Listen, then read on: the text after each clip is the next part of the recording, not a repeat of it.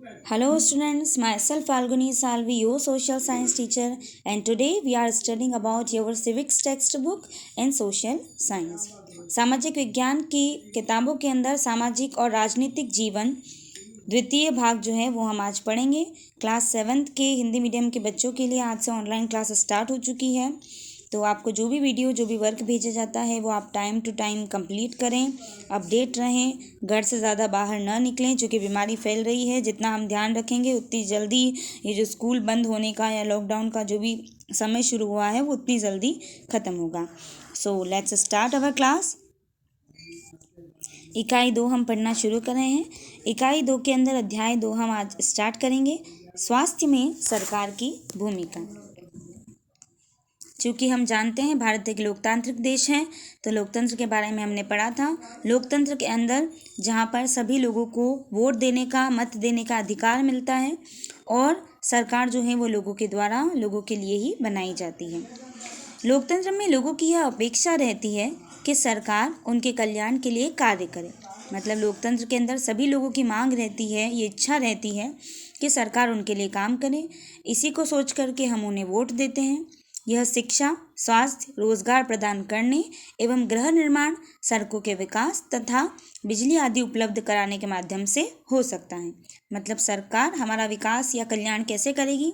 अच्छी शिक्षा देकर, अच्छा स्वास्थ्य देकर, अच्छा रोजगार या फिर बिजली सुविधा उपलब्ध करा करके।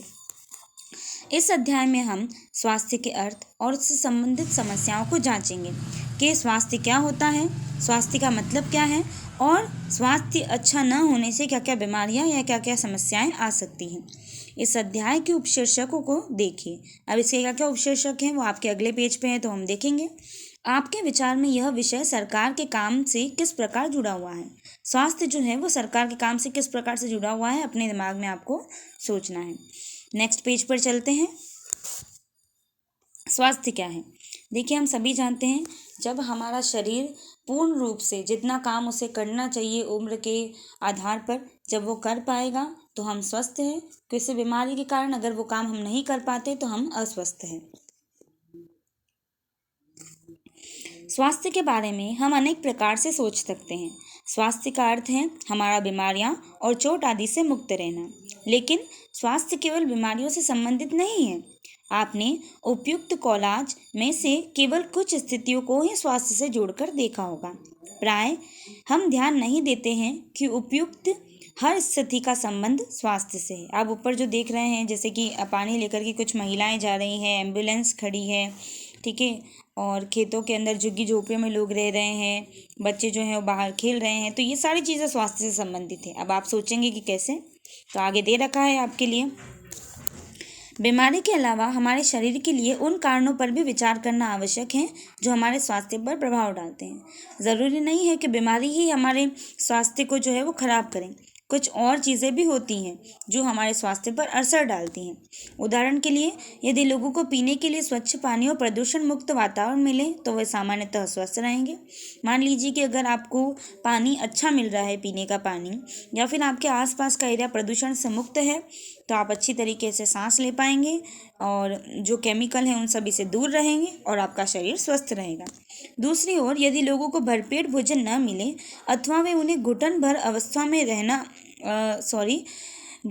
अवस्था में रहना पड़े तो उनके बीमार पड़ने की संभावना अधिक है। मान लीजिए कि आप किसी ऐसे एरिया में रहते हैं जहाँ पर गंदगी बहुत ज़्यादा है, या फिर आपको पीने का पानी अच्छा नहीं मिल पा रहा है, तो फिर आपके बीमार पड़ने की समस्या या संभावना जो है, पॉसिबिलिटी बढ़ जाती है। हम सभी जानते हैं।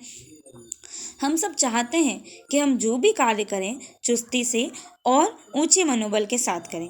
सुस्त और अकर्मण्य रहना, चिंताग्रस्त होना और लंबे समय तक डरे या सहमे रहना स्वस्थ जीवन के लक्षण नहीं हैं।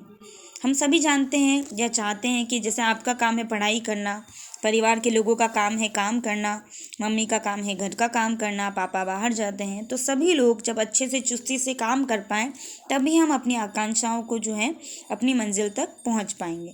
तो स्वस्थ रहना मतलब अगर आप सुस्त रहते हैं, अकर्मण्य रहते हैं, मतलब आप काम नहीं करते हैं, आप बहुत ज़्यादा टेंशन में रहते हैं, अकेले बैठे रहते हैं, डरे सहमे रहते हैं, तो आपके बीमार होने की आशंका बढ़ जाती है।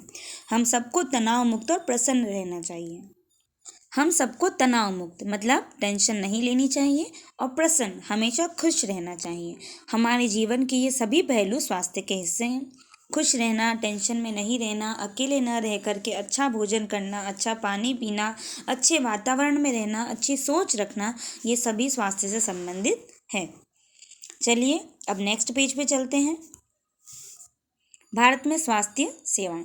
तो आज का आपका काम है कि आपकी बुक में जो ये टेबल दे रखी है, ये टेबल आपको पूरी पढ़नी है और इसमें क्या मीनिंग है ये आपको समझना है। तो भारत में स्वास्थ्य सेवाएं जो है वो हम कल पढ़ेंगे, क्योंकि बड़ा टॉपिक है और पूरा एक साथ ही इसको हमको पढ़ना होगा, तभी हमें समझ में आएगा। Okay students.